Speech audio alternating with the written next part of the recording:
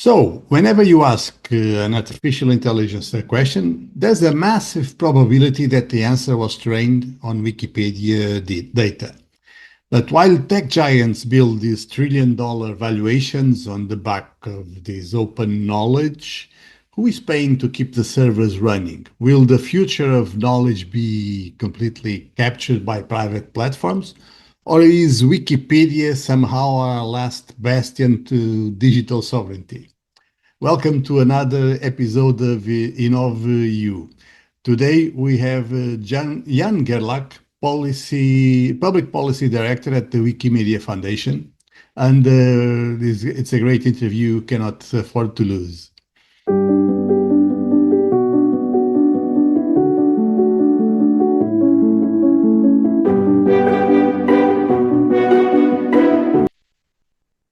If you are working on a EU project right now, this matters. If you are just starting to build your consortium, join one of our 10 teams in the next accelerator cohort. We help you structure the right partnerships from day one. If you are, on the other hand, if you are 2-3 weeks from submission, if you're close, and your draft still feels messy, activate the Grand Shield pre-mortem in the links. We review your proposal in 48, 72 hours based on how evaluators actually score it. And this is not theory, this is decision support. Learn more about this in the link in the descriptions, and feel free to message or comment. I'll get back to you. So today we have Jan Gerlach. He's the Public Policy Director at the Wikimedia Foundation. Wikipedia is not just a website. It is a living organism and a critical open infrastructure, essential for the world's resilience and for European resilience. So at a time when the digital transition is dominated by this massive extraction of platform capitalism, Jan breaks down the challenges of protecting the public interest and ensuring the global bedrock of knowledge. So let's just listen to the interview. So welcome back to InnovEU, the EU Project Chronicles. This week's podcast, we have Jan Gerlach. He's with the Wikimedia Foundation. He's the Public Policy Director. He has worked on internet and information law for years, and he is very much involved in the discussions about digital governance. And as people who have followed the previous episodes in this season, we have been talking a lot about that. So let me thank you for being here, and let me start by asking you, how long have you been with the Wikimedia Foundation? Well, first of all, thank you for having me, Fernando. A pleasure to be here. I've been with the Wikimedia Foundation for a little over 10 years, a decade. That's ages in internet times, right? Yeah. So a lot of people use Wikipedia every day. Should we consider that just another website, or should we consider that as a part of the society's infrastructure, like the roads or the libraries, for instance? Right. I'm glad you're going straight to the heart of the matter. I try to. We often talk about Wikipedia as a website, but in my opinion, it really is a living organism in a way, right? So not to get too philosophical here, but it's of course a website that people visit to find information, but what's behind it is a huge system of people doing work as volunteers to curate information, to improve information, expand information, and really maintain the knowledge there for others to engage with it, right? And because of that, and because these people, these thousands of volunteers have done this work so well over the years, for 25 years, actually, this year is the 25th birthday of Wikipedia. It's really become a bedrock of information in society, right? You compared it to libraries, right? And it's really a repository for knowledge. People go there when they look something up at a dinner table, at the desk, at I don't know, at school maybe, and Yes, we do talk about it as a website, but it's a huge system that's behind it, right? Well, I don't know about our audience, but when you said 25 years, what came to my mind was, is that all? It looks like it has been there forever. I've been using that forever. So in this day and age, when the internet is becoming more closed, more platform dependent, and more shaped by AI systems, does the Wikipedia become more or less relevant, more or less important? Excellent question. People find information on Wikipedia even when they don't go on Wikipedia these days, right? In the age of AI, people use agents, people use chatbots. And what we know is that most of those chatbots, most of those LLMs behind those bots are actually trained on data that includes Wikipedia, right? Wikipedia is, by all I know, the largest well-curated, human-verified, open repository for data that is freely licensed, right? And so Wikipedia is actually a huge part of this whole AI revolution that we're seeing, right? But people may not know that the knowledge that they consume comes from Wikipedia. So it's probably more important than ever, really. But the challenge for us as staff at the Wikimedia Foundation is to explain this, right? That people sort of think, aha, this this is where this information comes from, right? It's not just a chatbot that invents this, Mhm. but the information really comes from elsewhere, and we want people to think of that. Okay, so there's a lot of people saying that we need to protect these public interest digital spaces. Yeah. I like that that sentence.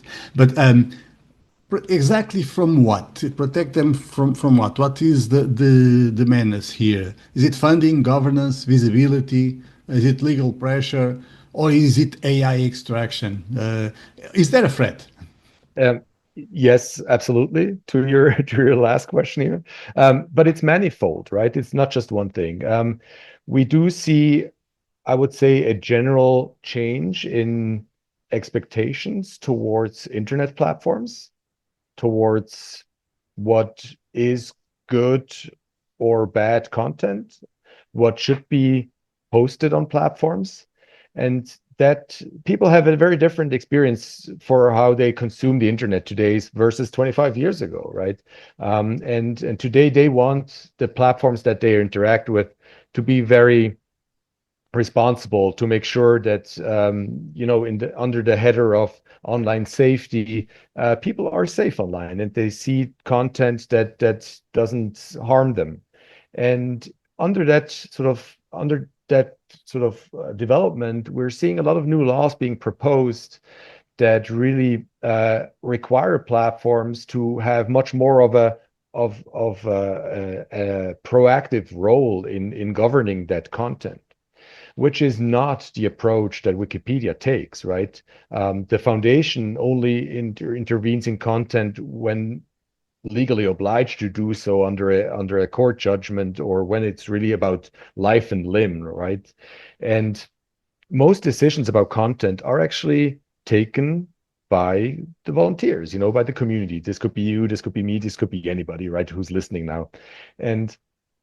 And when laws require platforms to proactively make decisions about what is and what isn't harmful, what is or what isn't illegal, or what is even good information or verified information, then that system is under threat. And so a lot of my job is actually explaining to people that Wikipedia is not like every other platform where the rules of that the company drafts are like enforced, right? But that the community builds their own rules, builds their own policies, and enforces them, and that takes time, right? So that's one big threat, that those laws are just sort of like in conflict with how Wikipedia works. That is not to say that Wikipedia hosts a lot of illegal content or harmful content, but it means that the model that it uses, that the volunteers use to curate good information, is just very different from other platforms. The other threat that I would see is really that Wikipedia Wikipedia's content is sucked up in ways that we've never seen before by large language models, operators, and by, frankly, thousands of companies that are what we call heavy reusers of our content. And when consumers just go to those chatbots or to those websites or to those platforms and seek out information there rather than from Wikipedia, we need to make sure that Wikipedia is still seen and properly funded and sustainably funded, right? Because our infrastructure is not free, right, to use. It's in our mission to spread information and knowledge and give everybody access, and that is great. The more our content is used, the better, right? However, that also comes at costs for the Wikimedia Foundation and for the movement. And we really want to ask everybody to help fund this sustainably for the future, because the commons are not free. They can be depleted, right? As you understand. Well, that was my next question, because I feel that there is a tendency for people to ask ChatGPT the same questions they would be looking for answers in Wikipedia. Aren't you afraid that AI might be a problem for digital commons? That AI is extracting value from it and not sustaining it? I think there's maybe a theoretical level and a concrete level. At the theoretical level, I would say it's easy to see a real danger there, that it's just sucked up, right? The commons are sort of, as you say, like sort of under threat from this. People never come back. At the concrete level, I would say that people are actually still interested in knowing where content comes from, where information comes from. When you give them the opportunity to engage with that content, when you give them the opportunity to contribute as well, then they are happy to do that. And the foundation, the Wikimedia Foundation, has built a professional API, which is we call it the Wikimedia Enterprise as a program, where we ask the heaviest reusers to use that API. All our APIs are open; everybody can do with our content as they wish. But for the heaviest reusers, we ask them to go and use our professional API and opt into a payment program that makes sure that our infrastructure can continue to be sustained financially. And so that has been pretty successful, and I think it's a growing project of ours. And that's what I mean with like in the detail, in the concrete, that there's actually interest in helping protect the commons. Okay, that's good news. I That is was good afraid news. that wouldn't happen at all. Let me talk about Europe, because in Europe there's often a lot of talk about digital sovereignty, strategic autonomy. Where does Wikipedia fit in that conversation? Does it fit in that conversation? Yeah, well, that is a great observation. We've been seeing a lot of these conversations and debates about sovereignty, self-determination, right?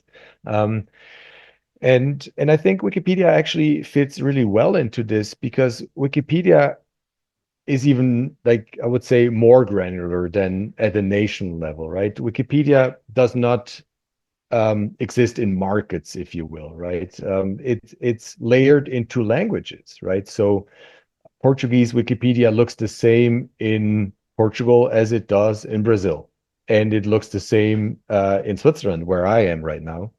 And English Wikipedia looks the same in New York as it does in London, right? And so I think this actually gives people the ability to work together across countries, across borders, across continents, and really come to consensus together about what is verified information, what is notable information, what is important to know and to present, right?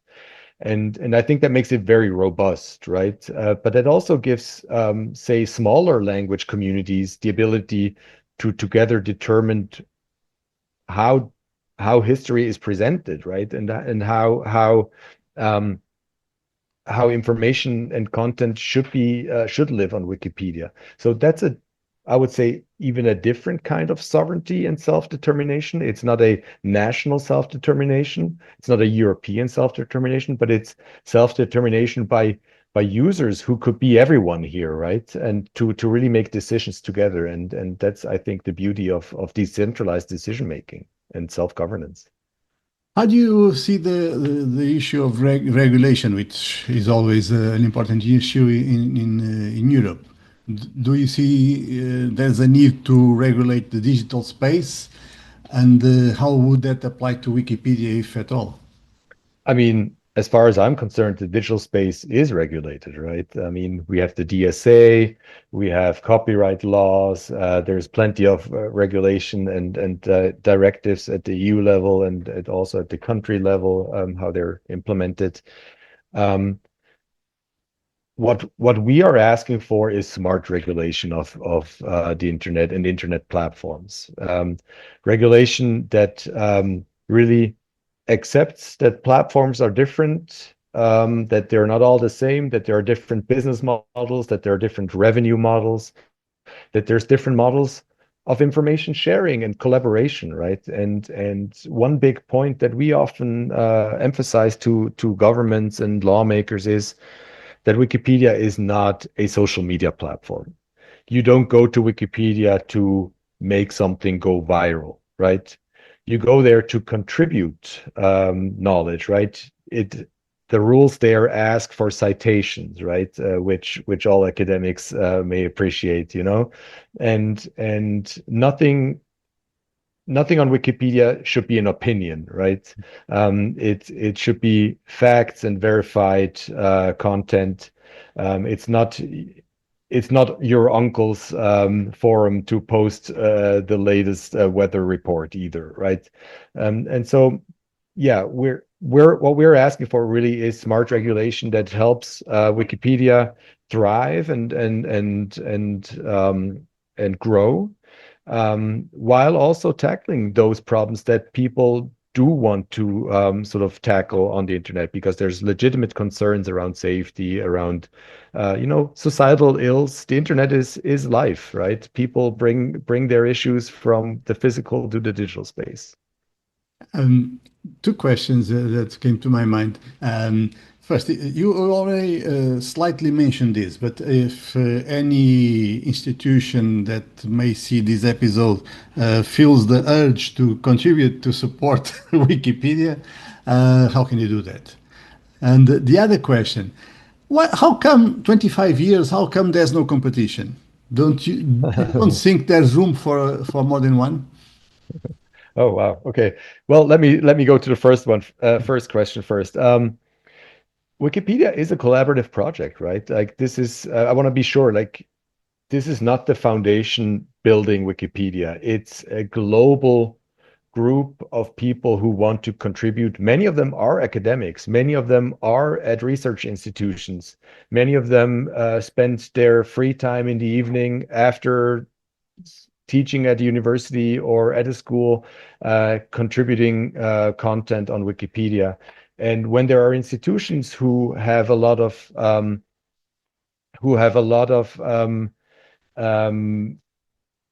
content that they want to share and that is freely licensed or that they own and that they want to contribute under a free license, they are more than welcome to talk to the foundation, and we'll point them to the right in the right direction. And really, this is an invitation, for everyone to contribute, right? This is the more the merrier, really. And on your second question, no competition. I mean, I don't think competition is the right word here, right? There's a lot of other platforms that want to like bring free knowledge to people. Some focus on specific content. OpenStreetMaps is you probably know them as well. They have maps that are open that people can contribute content to and knowledge. There have also been other encyclopedias online. Some have taken the approaches of like having specialized paid staff to contribute content. That is very hard to scale, right? And the incentive structures are different. Others have been less successful for other reasons. But I think overall, we welcome when people sort of join the mission of bringing knowledge to people, right? And I don't think that's something that we're afraid of, or that we need to be scared of. I like the expression you use, the model for information sharing. But tell me, your model of information sharing, does it work equally well in democratic societies and in autocratic societies? In some parts of the world, do people feel safe to share information and create information? How does it work? I'm really curious. Yeah, the Wikimedia model is very, as I explained earlier, very bottom up, right? So it's not the foundation in the sense of like a top-down approach, making the rules, deciding what content should live on Wikipedia or on Wikimedia Commons or other projects, but really volunteers adding content, working together to make decisions about content rules and around their enforcement. And in that sense, the Wikimedia model of collaboration also is embraced by open societies and by it depends on open rules for information sharing. And as soon as you're trying to like apply a top-down approach, whether you're a government or you're a company, this model really is under stress and it ends up breaking, right? And the content does not become as robust, right? Have you seen that happen? Have you seen autocratic governments trying to, let's say, sell their truth has the data to be on Wikipedia? Well, we've seen that Wikipedia has been blocked in places before, and when governments don't agree with content on there, and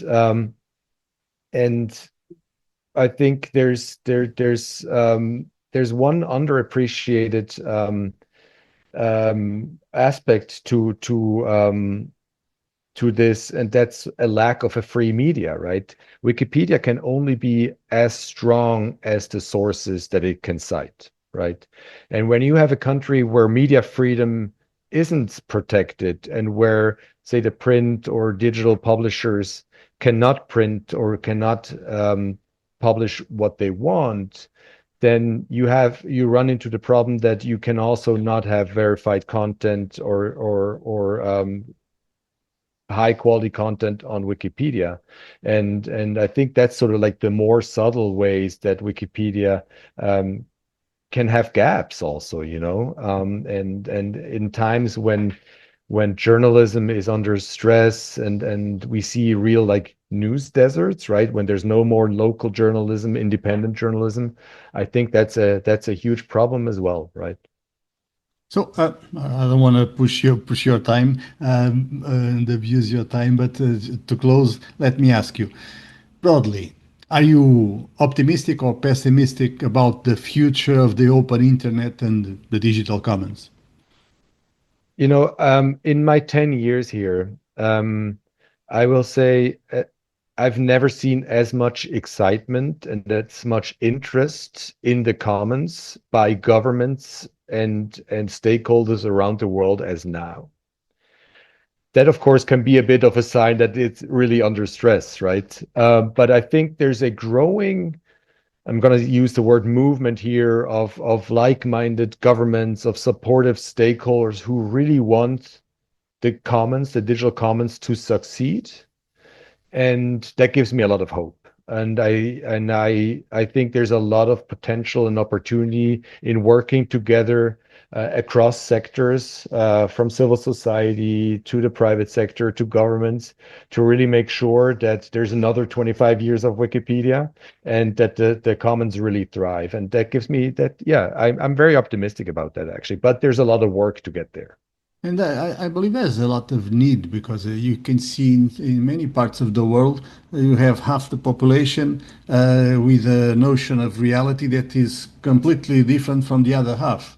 And well, there's no common truth in those societies. Having, I believe digital commons can have an important role there, don't you think?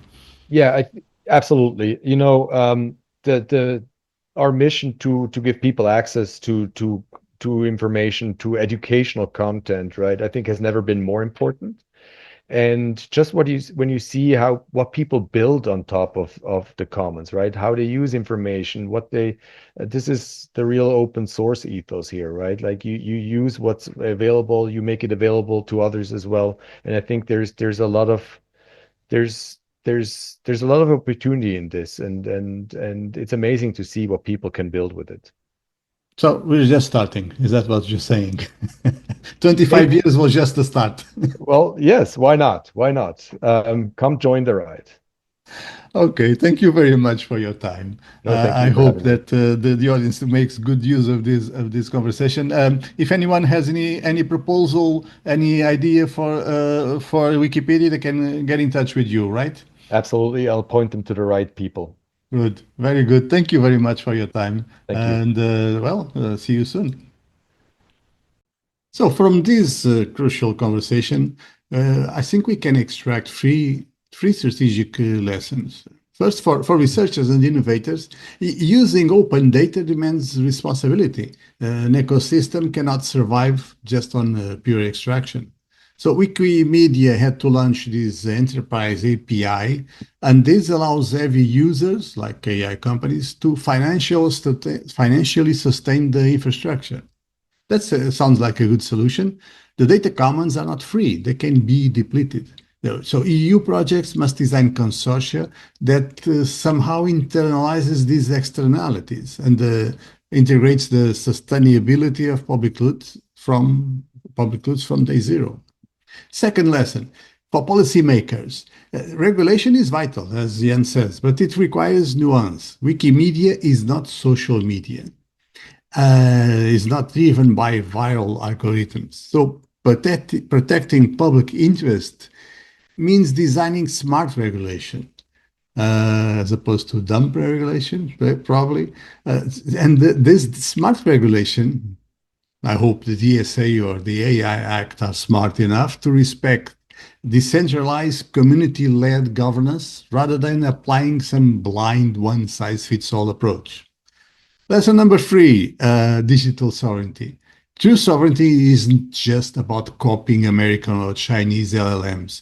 It's about protecting the open data layer and the ability of linguistic and cultural communities to somehow self-govern themselves in a decentralized way, free from algorithmic extraction. But this comes as a complement to previous episodes. So this brings us to our ultimate decision question for today. Are we actively funding the resilience of our open infrastructures, or are we blindly locking Europe's future into some extractive digital dependency? What do you think about that? I would like to hear your opinions in the comments.